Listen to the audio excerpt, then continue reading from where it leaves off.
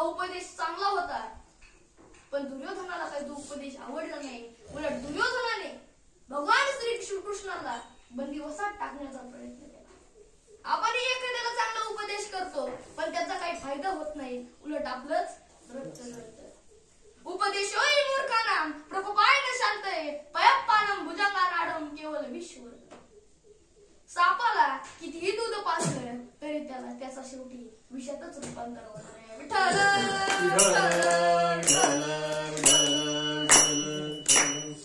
सर्वांना उपदेश करावा, पण बुद्धिहीन माणसाला करू नये. पावसाळ्याचे दिवस असतात, एक माकड बिचारा झाडावर भिजत असतं, दुसऱ्या झाडावर चिमणी असते.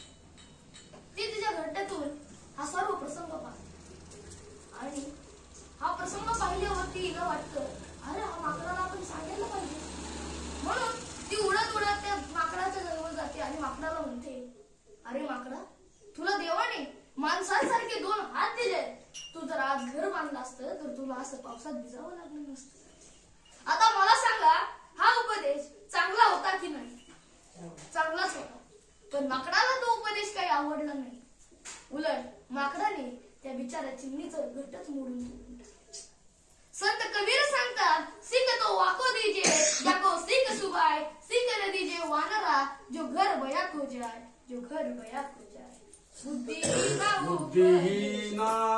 उपदेश, बुद्धिहीना उपदेश, ते विषामृती,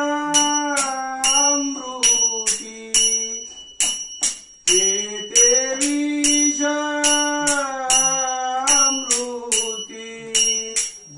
बुद्धिहीना उपदेश, बुद्धिहीना उपदेश. मला सांगा, बुद्धिहीन म्हणजे कोण?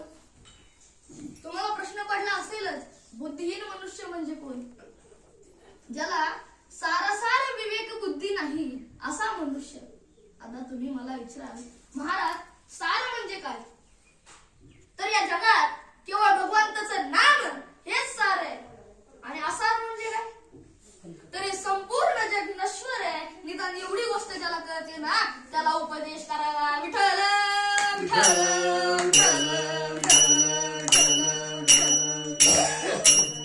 आपण एखाद्याला उपदेश करतो, पण तो आधी आपण आचरणात आणायला हवा. आधी केले मग सांगितले.